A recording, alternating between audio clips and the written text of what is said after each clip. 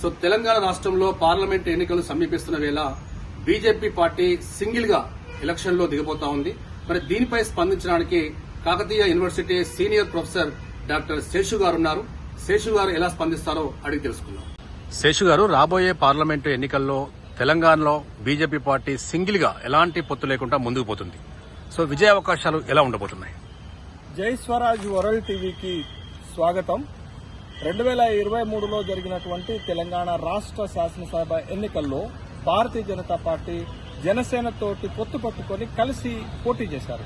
అయితే ఈ పొత్తు పెద్ద అద్భుతమైనటువంటి విజయాలేమీ సాధించలేదు. కానీ భారతీయ జనతా పార్టీ తన ఓటు బ్యాంకుని, తన ఓట్ల శాతాన్ని 6% నుంచి 14% పెంచుకోగలిగింది. అదేవిధంగా శాసనసభలో తన ప్రాతినిధ్యాన్ని ఒక్క శాసనసభ స్థానం నుంచి, ఉప ఎన్నికలో 2 శాసనసభ స్థానాలు గెలిచినప్పుడు కూడా ఒక్క శాసనసభ స్థానం నుంచి 8 శాసనసభ స్థానాలకి తన ప్రాతినిధ్యాన్ని పెంచుకోగలిగింది. కానీ భారతీయ జనతా పార్టీ ఆశించినట్లుగా ఓ అద్భుతమైనటువంటి విజయాన్ని అయితే తెలంగాణ రాష్ట్ర శాసనసభ ఎన్నికల్లో సాధించలేకపోయిందనేటటువంటి విషయాన్ని మనం ఇప్పుడు గమనించాలి. అయితే రాబోయేటటువంటి లోక్సభ ఎన్నికల్లో తెలంగాణ రాష్ట్రంలో భారతీయ జనతా పార్టీ ఒంటరిగా పోటీ చేస్తుంది అనేటటువంటి ప్రకటన ఆ పార్టీ నుంచి స్పష్టమైనటువంటి ప్రకటన రావడం జరిగింది. దాన్ని చూస్తున్నాం. ఒంటరిగా పోటీ చేయాలనేటటువంటి నిర్ణయం తీసుకున్నారనేటటువంటి విషయం. ఇప్పటికే భారతీయ జనతా పార్టీ 9 స్థానాలకు, లోక్సభ స్థానాలకు పోటీ చేసేటటువంటి తన అభ్యర్థులను కూడా ప్రకటించింది. తెలంగాణలో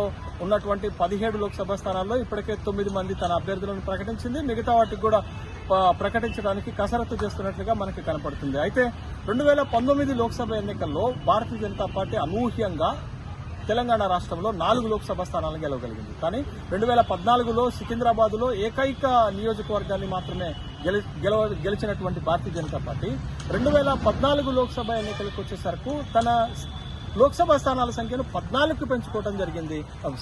4 లోక్సభ స్థానాలకు పెంచుకోవడం జరిగింది. అయితే ఆ 4 లోక్సభ స్థానాలను 2024లో జరిగేటటువంటి లోక్సభ ఎన్నికల్లో తన స్థానాల సంఖ్యను పెంచుకోవాలని చూస్తుంది. ఇప్పటికే అమిత్ షా గారు ఒక స్పష్టమైనటువంటి ప్రకటన చేశారు.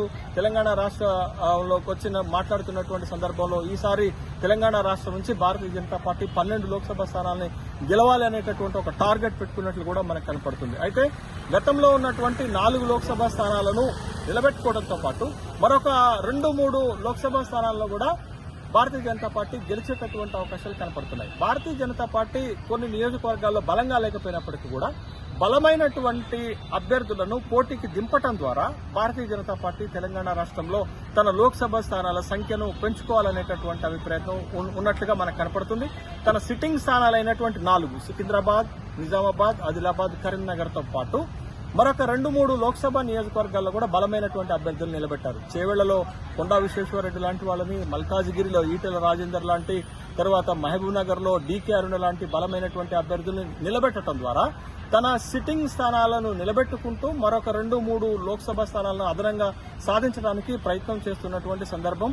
అయితే దేశవ్యాప్తంగా మోడీ 3వ గెలిచి హ్యాట్రిక్ విజయం సాధించి కేంద్రంలో అధికారంలోకి రాబోతున్నారనేటటువంటి ఒక అభిప్రాయం వ్యక్తమవుతున్నటువంటి నేపథ్యంలో, ఆ విధమైనటువంటి రాజకీయ వాతావరణం కనిపిస్తున్నటువంటి నేపథ్యంలో మోడీ చరిష్మా తోటి తెలంగాణలో కూడా భారతీయ జనతా పార్టీ తన లోక్సభ స్థానాలను పెంచుకోవాలనేటటువంటి ప్రయత్నం చేస్తుంది.